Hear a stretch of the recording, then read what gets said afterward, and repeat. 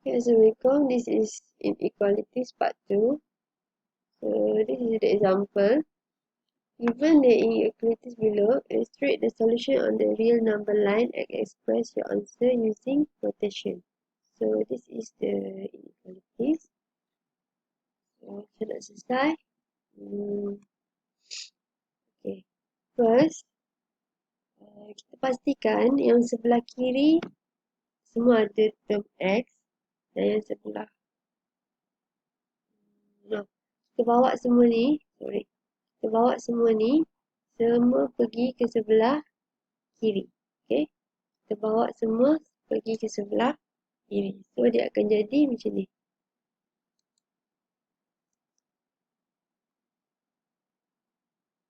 So dia akan jadi X minus X plus 5 over X. Okey, yang ni kita nak selamat, kita buat kurungan. And then minus 3. So greater equal than 0. Lebih besar atau sama dengan kosong. Okay. The whole ni bawa ke sebelah kiri. So dia akan jadi tolak X plus 5 per X tolak 3. Dan pastikan yang 4 yang ni kita buat kurungan.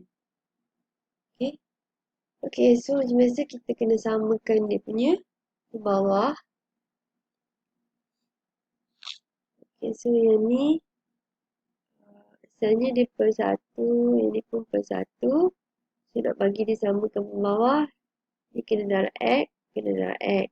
Samalah, yang ni pun kena darab dengan X, darab dengan X.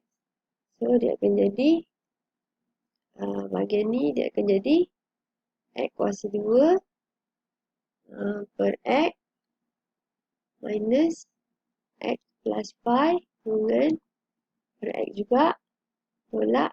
Yang ni dia akan jadi 3X per X. Okay, besar daripada 0. Okay, seterusnya bahagian bawah semua dah sama. So kita boleh tulis terus macam ni lah. X kuasa 2 tolak X plus 5 tolak 3X. Okay. Per sama dengan X. Kenapa kita buat macam ni? Sebab dia punya bahagian bawah semua dah sama. Okey, lebih besar dari kosong. So, bahagian yang ni bolehlah kita buka kurungan. So, jadi X kuasa 2 tolak X. Bila buka kurungan kena ingat bila sini tambah, bila tolak bertemu tambah dia akan jadi tolak. So, kat sini kita tulis tolak 5 tolak 3X per dengan X. Okey, kena ingat bahagian kurungan. Kurungan apabila dibuka, tambah akan menjadi tolak. Kenapa? Sebab tambah bila bertemu dengan tolak, dia jadi tolak. Okey, so boleh selesaikan. So, dia jadi X kuasa 2. Okey, yang ni negatif X tolak negatif X jadi tolak 4X.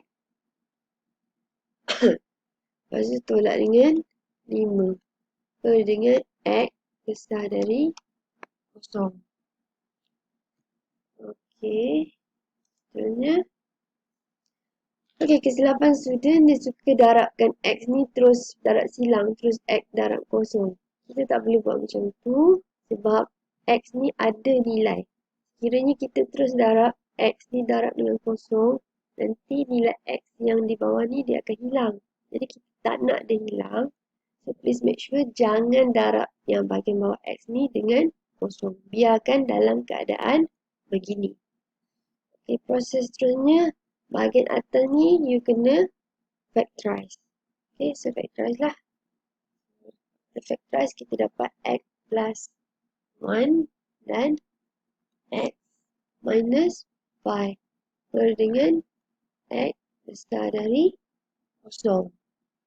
Jadi, daripada sini, okay, daripada sini, so daripada sini kita akan dapat nilai X. Nilai X yang kita dapat tu kita panggil dia sebagai critical values. So kat sini kita boleh nampak ada 3 nilai X. Ini daripada sini nilai X yang pertama, kedua dan yang ketiga. So Yang ni wujud dia. That's why saya tak bagi darab. Kalau kita darab tadi, kita cuma ada 2 je nilai X. Tapi since kita biarkan dalam keadaan macam ni, maksudnya kita ada 3 nilai X. Daripada sini dan daripada bawah ni juga. So, dia akan jadi critical values X. Yang pertama kita dapatlah X plus 1 tadi samakan dengan kosong. So, X sama dengan negatif 1. So, ini critical X. Value X yang pertama. Kemudian kita ambil dari sini pula X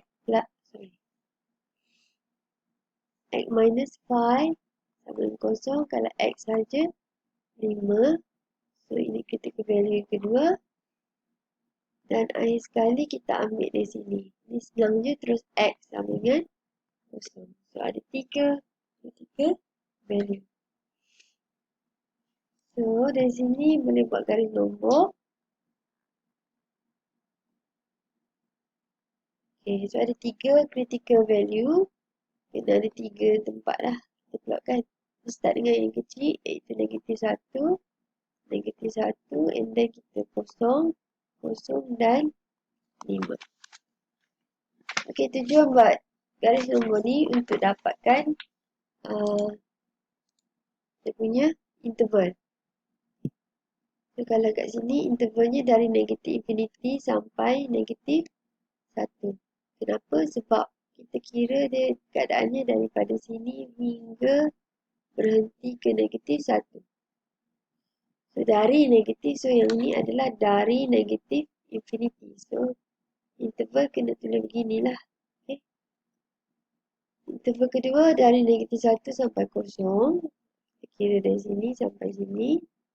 Kemudian yang ketiga 0 sampai 5. Okay, kita kira sini hingga sini. Dan akhir sekali 5 hingga infinity. Kenapa infinity? Sebab dia sampai tak terhingga. So, start daripada 5 sampai infinity. Okey, seterusnya sampai kat sini.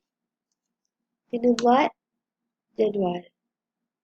Okey, seterusnya table. So, dalam table ni kita ada interval, test value, and sign of equation tu. Kat sini saya tulislah interval, test value, sign of x minus 5 x plus 1 over x. So, yang ni saya dapat dari mana? Saya dapat dari sini. Ni. Saya ambil dari sini ya. Nilai last sebelum kita dapatkan critical value tu saya ambil dari sini. Letak kat sini. Okey, interval. Mana nak dapat interval? Saya ambil kat sini. Ini adalah interval yang kita cari tadi. Okey, boleh tulis kat sini. Negatif infinity, negatif 1. Okey, kena negatif 1 kosong, negatif 1 kosong. 0, 5 infinity. Okey, test value. Test value yang kita pilih adalah nilai di antara interval. Maksudnya, daripada negatif infinity nak pergi ke negatif 1 ni, apa nilai di antaranya? So, kita ambil nilai yang dekat-dekat saja, iaitu kat sini, kawasan ni kan, nilai dia berapa? Iaitu negatif 2. So, letaklah test value negatif 2. Okay, and then kita boleh masukkan dekat dalam equation negatif 2 tu masuk dalam equation yang ni. So, dia jadi negatif 2 tolak 5 per negatif 2 tolak 5. Negatif 2 tambah 1 per dengan negatif 2. Sama dengan negatif 7. Okay, so kalau perasan kat sini dia cuma minta sign saja. Sign maksudnya iaitu tambah atau tolak. Simbol negatif atau positif. So, negatif 2 tolak 5 dapat negatif 7 kan? Jadi kita tak nak yang negatif 7. Nombor 7 ni tak nak, kita cuma nak simbol negatif tu sahaja. Jadi 7 tak payah tulis. Kita ambil yang negatif sahaja. Negatif. Dan sini negatif 2 tambah 1 jadi negatif 1. Okay, negatif 1. Tapi kita tak perlu tulis nombor 1 tu. Kita just ambil negatif sahaja. Dan bawah sekali negatif. So negatif darab negatif jadi positif. Negatif. Positif bagi negatif dapat negatif. Jadi simbol terakhir dia adalah negatif. Sama juga dengan yang ni, negatif 1, kosong. Nilai di antara yang ini adalah negatif 0.5. Letaklah negatif 0.5. Ini kita pun kira lah. Okay. So, negatif 0.5 tolak 5. Negatif 0.5 tambah 1 bagi dengan negatif 0.5. So yang ni dia punya sign ni negatif. Yang ni 1 tolak 0.5 dapat 0.5 jadi positif lah. Positif per dengan negatif. Negatif dengan positif jadi negatif per negatif sama dengan positif. Okey, seterusnya 0 hingga 5 nilai dia adalah 1 test value dia. Masukkanlah. Kat sini saya dapat negatif, positif per positif. So, kita kira-kira last kita dapat negatif. Akhir sekali 5 hingga infinity nilai yang kita ambil nombor 6. So, nombor 6 letakkan nilai, masukkan value dia, dapat positif per positif negatif. Last sekali dapat positif. Okay, dapat negatif, positif, negatif dan positif sekali lagi. Okay.